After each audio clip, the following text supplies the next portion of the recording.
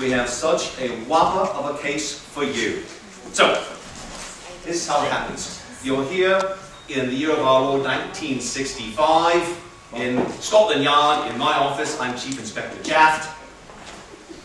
We are going to tell you about a case. The case is about this rock and roll band that we have here. You probably have heard of them. They're called the Beatles. Good? Yeah. They've been touring to promote their new film called L. L.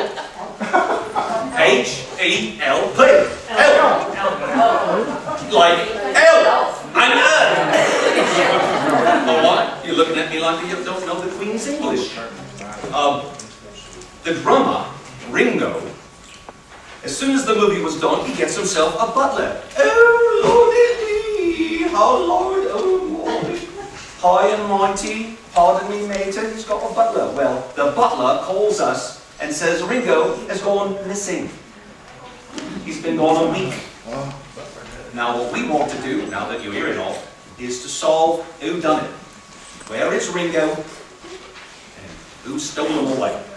We brought in the boys, all the members of the band, save Ringo, of course, and we're going to interview them one by one. So, first one that we'll bring in is Mr. George Harrison. Mr.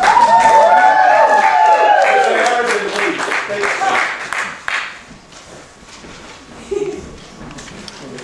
How do you know the missing person, Mr. Harrison? We've been mates for years.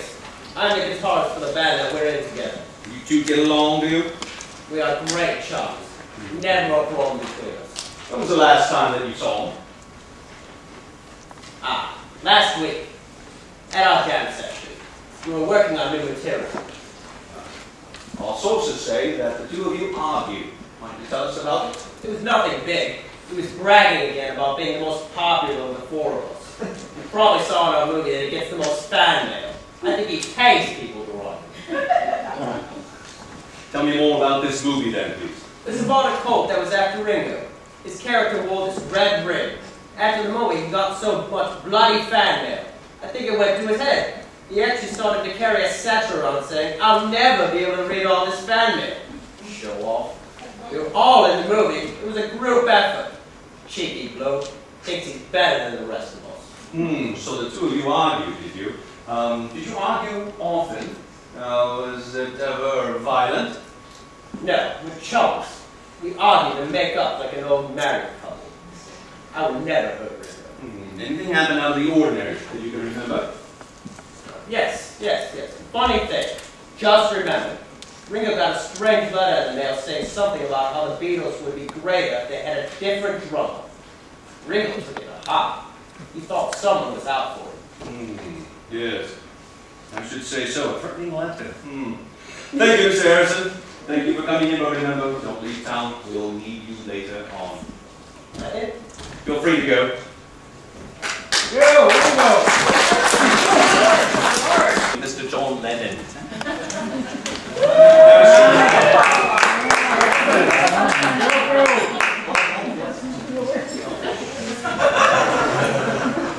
All right, Mr. Lennon. Thank you so much. I said you were a bandmate of Mr. Starr. Yes. Could you describe your relationship? Oh, I've known Ringo for a long time. We didn't have much in common, except we had a love for the music. Have you seen him or heard from him? No, that's the last week, say? no, since the last rehearsal. I see a very nice ring on your hand. Yeah, baby. It seems to be the same one that Ringo Starr was wearing in the movie. Care to explain that? Hold on now, Inspector. That's not my ring.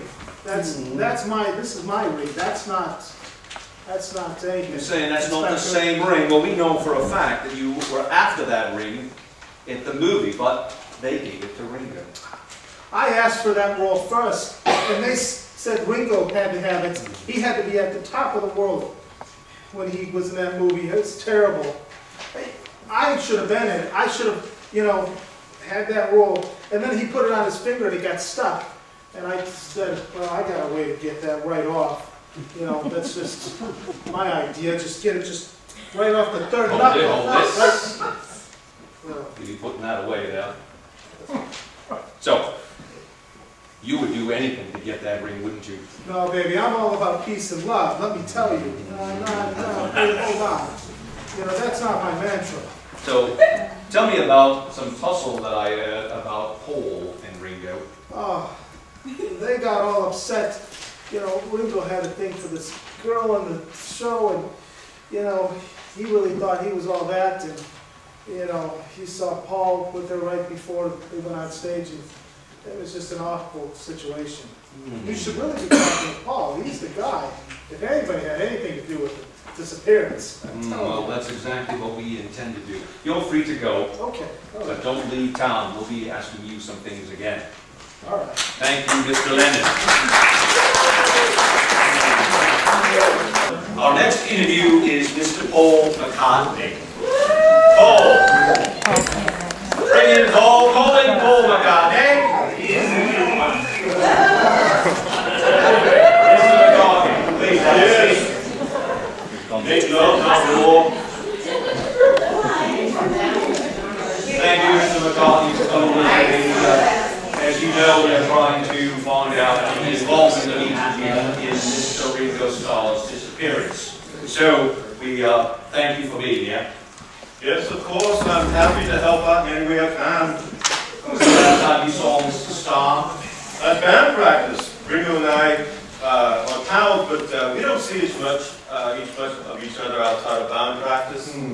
Well, I understand from our sources that you are the peacekeeper of the band. Would you say that's true? I don't like to see my mates fighting. It only hurts the creative process we have. We're really grooving at that rehearsal when the usual arguments happen. Yeah, we've heard that there's been a pet peeve or two between you and Mr. Starr. Could you please explain? John said that you got into quite a tussle over a woman. We had a disagreement over the fact that we were both into the same woman at the same time. That actress she played Ame. She was that love interest in the movie Cult and Sacrifice and all. She was really digging on me, man. Ame played the High Priestess in the movie Elle. Big play there. So, would you do anything to keep this woman from Ringo?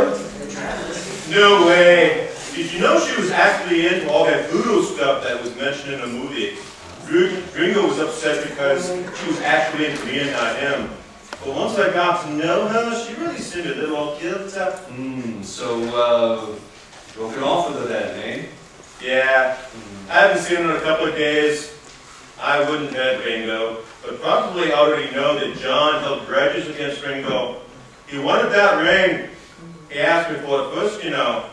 And George, he was always having a fit about all the fan mail Ringo got.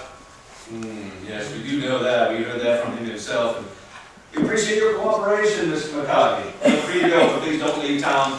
We'll be bringing you back when we find out the mystery. Cheers. All right. Yeah, I'm with you then. It was a stumper.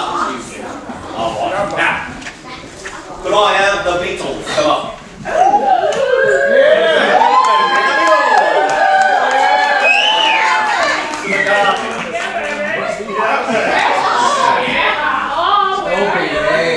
All right. It was hard, wasn't it? It was very hard. But yeah, this is what happened. Hold on. Speaker. Hold on.